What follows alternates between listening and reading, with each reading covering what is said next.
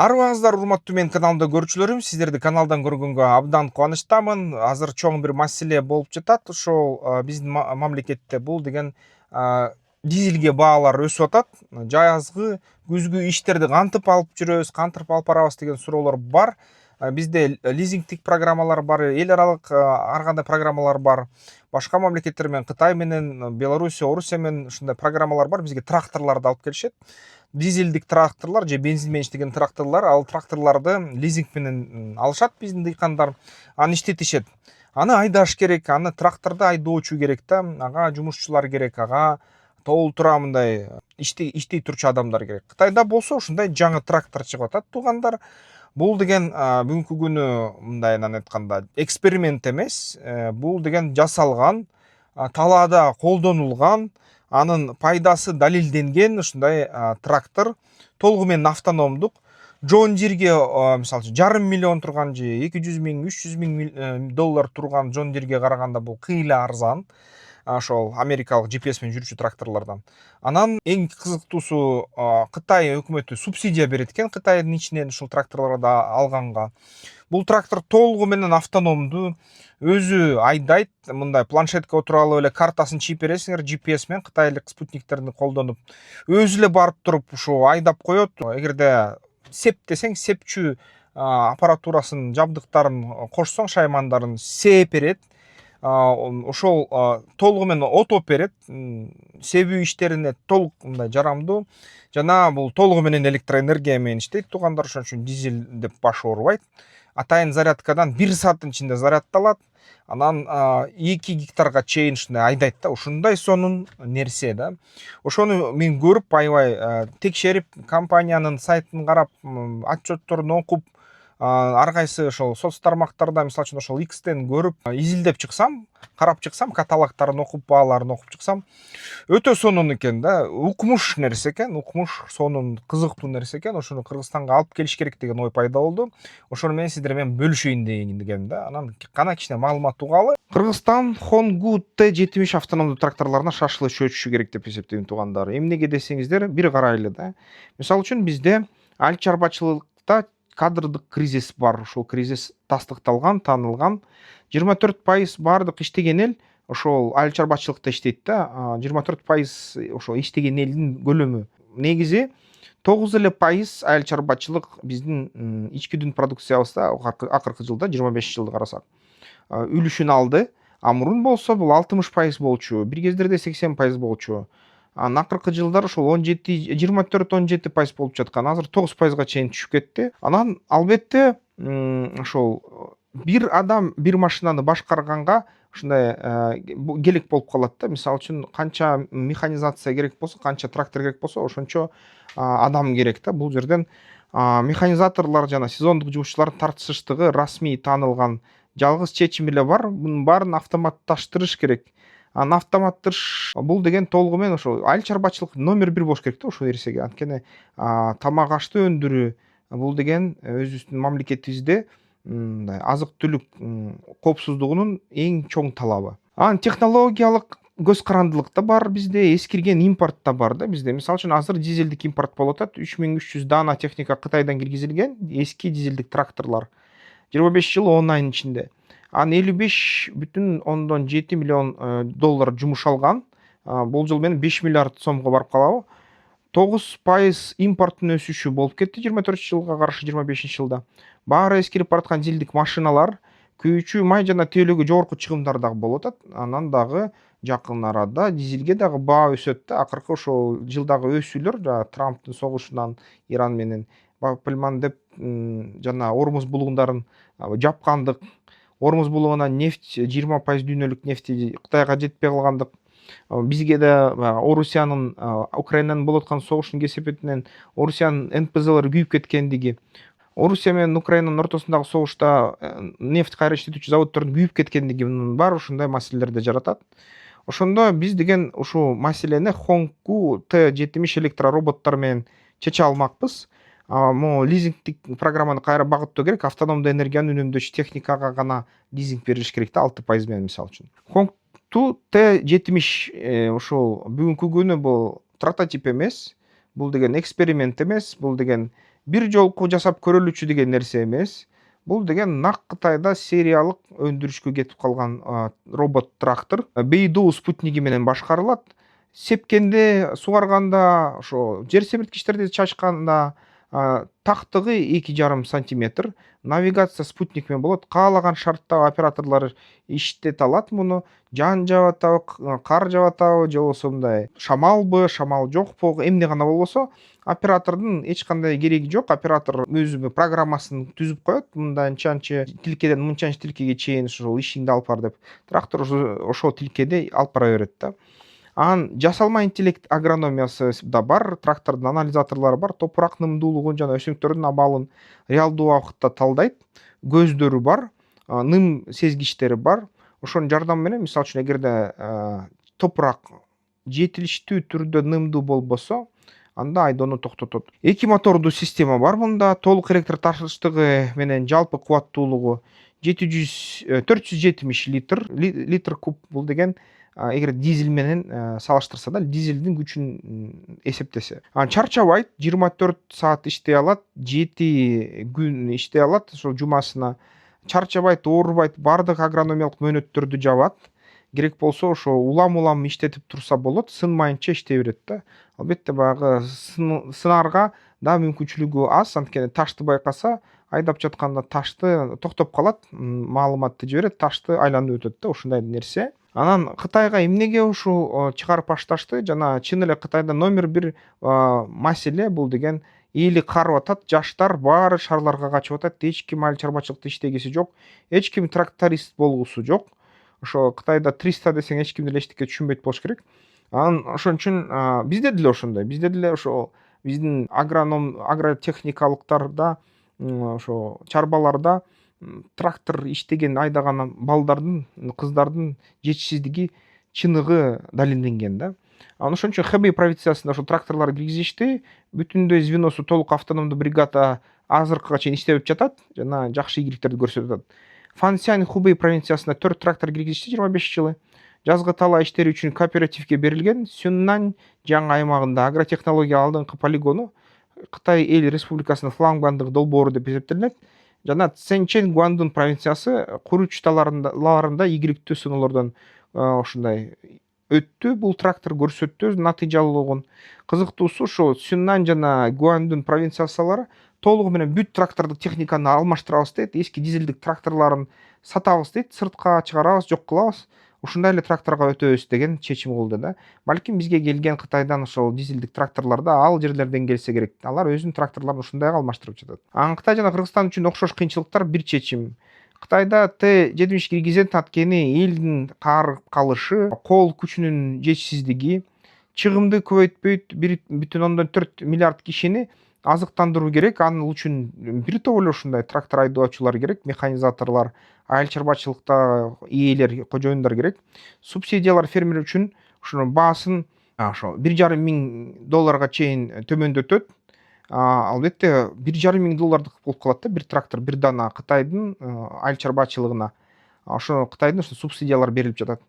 Кыргызстанда Т-70 керек, анткени эгин жыйноо ошол мезгилде өткүр кадрдык ачкачылык, кадрлар жок, трактористтер, механизаторлор жетишпейт бизде. Анын сырткары ошол дизель кымбат, өйдө да айтылгандай, жана албетте бизде ошо биз өзүбүз өндүрөбүз туугандар. Электроэнергияны биз өзүбүз өндүрүп, эгерде мындай карасак, бизге нефттин деле кереги жок, электроэнергия менен ушуну иштетип, талааларды себе алабыз. Эгерде күн батареялардан жасалган электростанциялар жайылсак, конденсаторлор жайылсак, анда мындан да көп пайда табабыз туугандар. Толук характеристикасын, мүнөздөмөлөрүн көрсөк, ошо Hongku Т-70дики кыймылдаткычы толук электрик литиондук батареялар менен коштолгон. Күчтүү, аябай анын эффективдүүлүгү, анын натыйжалуулугу кыймылдаткычтардыкы 98%.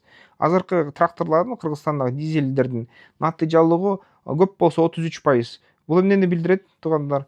Бул деген негизи 100 литрин ошол 33 эле литри кыймылга кетет, калган 67 литрин жөн эле асманга түтөп кетип калат да дизелдик двигательдеги. Электродвигательде болсо, электр кыймылдаткычта 98% электроэнергия жоголбой батареядан түз барып мотордон ишке айланат да. Кубаттуулугу аябай чоң, 2 моторлуу система болгондуктан. Анан 6 саатка чейин автономдук үзгүлтүксүз иштей берет ушул трактор. Зарядтоосу, толук зарядтоо 1 саатта бүтөт. Өндүрүмчүлүгү мисалы үчүн 2 гектар 2,5 саатта айдап коет экен. Көп жол көрсөттү. Ушундай жөнүндө мен эгерде жер түз болсо. Анан GPS тактыгы ошо айдап жатканда бейдо спутниктин жардамы менен 2,5 сантиметрге эле мындай ката кетирет эң көп болгондо. Муну мындай адам тракторист эле анчалык тактыкты көрсөтпөйт да. Анан жасалма интеллект функциялары бар ичинде. Андан сырткары ошол ал деген 1 гектарга 3 киловатт саат иштетет. Дизелден 6 эсе арзан болуп түшөт да, ошол Кытайдын электроэнергияга баасы болсо. Бизге болсо биздин электроэнергиянын баасы менен бул андан да мындай арзан болуп калышы ыктымал. Мисалы үчүн 5 сомдон болсо, ошол дизелдик мисалы үчүн 70 сом болуп калса, анда мындайын айтканда 10 эсе да, 5 эсе да ушундай арзаныраак болуп калышы ыктымал да биздин баалар менен электроэнергияга. Элестеткиле өзүңөр туугандар, санап көргүлө. Ушуну 1 гектарды айдаш үчүн 3 эле киловатт саат энергияны кетиресиздер. Бул деген фантастикага окшойт.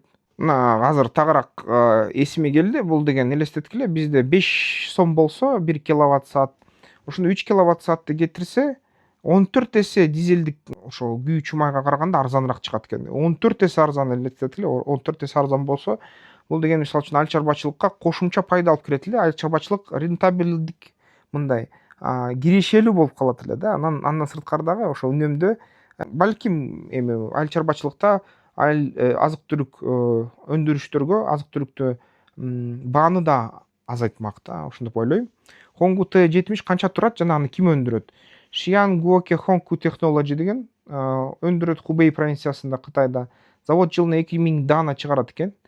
Кытай элдик республикасынын фермерлери дыйкандар үчүн субсидия менен, бул деген 10 000 юань баасы, болжол менен 1,5 миң доллар, сом менен 131 миң доллар да. Анын рыноктук баа мындай субсидиясыз базардан сатып алсаң, болжол менен 75 миң доллар. Бул деген 6-7 миллион сом чукулу. Эгерде мамлекеттен сатып алса, мисалы үчүн биздин мамлекет барып туруп Кытайдан силерден сатып алалы деп мындай рынокто айланса, ошондо мамлекетке булар 114 миң доллардан сатышат экен бир дананы. Ошо 789-500 юань. Бул деген 10 миллион сомдун тегериги болуп калат да. Бул деген мамлекеттик программаларга, мамлекет өз ара мына сатууларда ушундай баа колдонулат экен. Ошон үчүн жеке бизнес алып келсе, мындай жакшы болчудай. Мамлекеттик программалар иштейт да албетте бизде. Мисалы үчүн учурдагы каржылоо 2025 лизингдик программа болгон.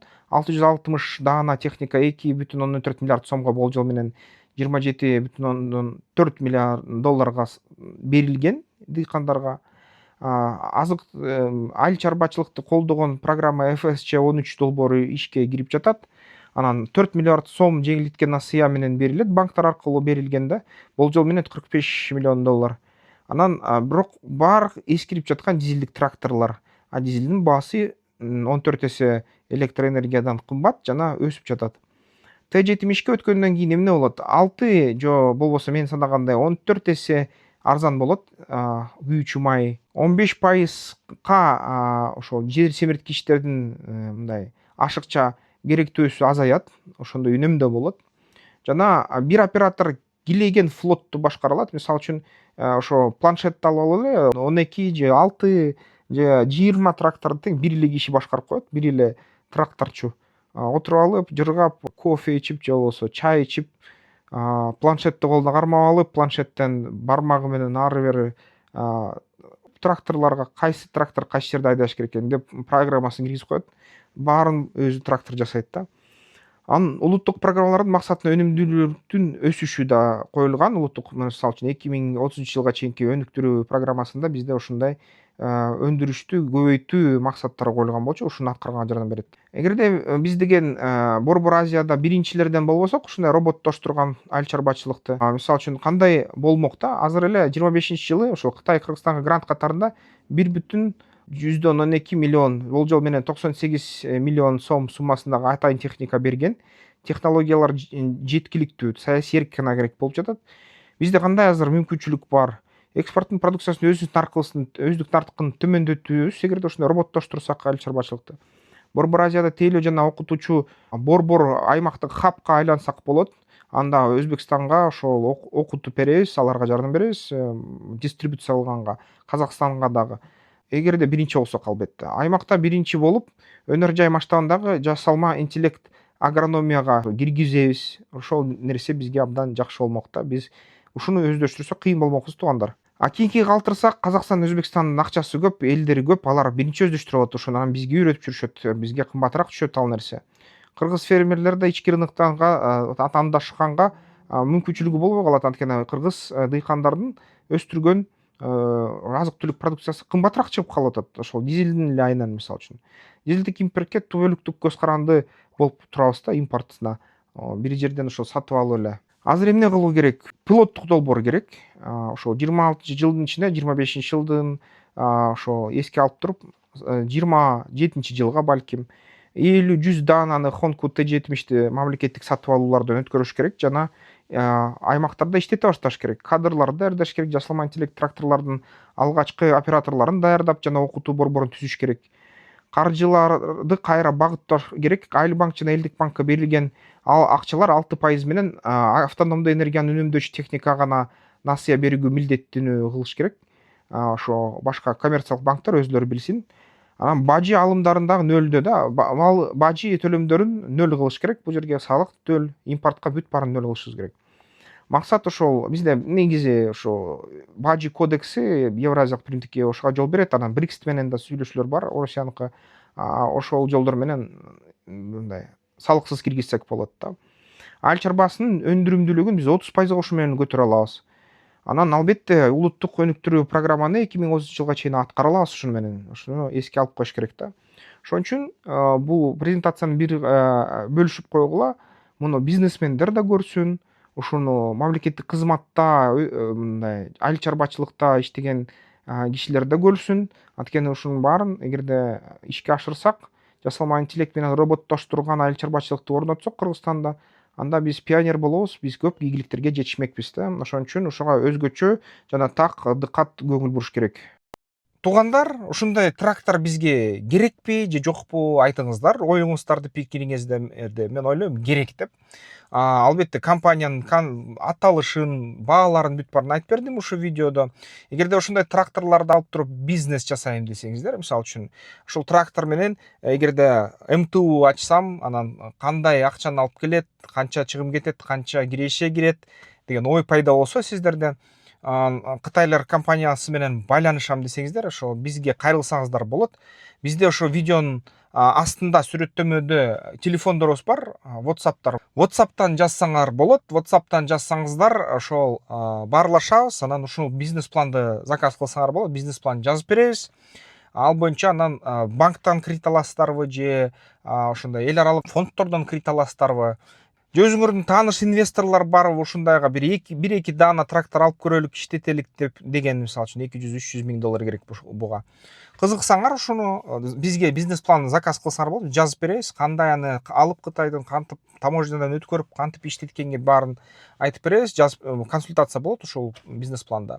Анан кийин ушул нерсени Кыргызстанга келтире баштайсыздар.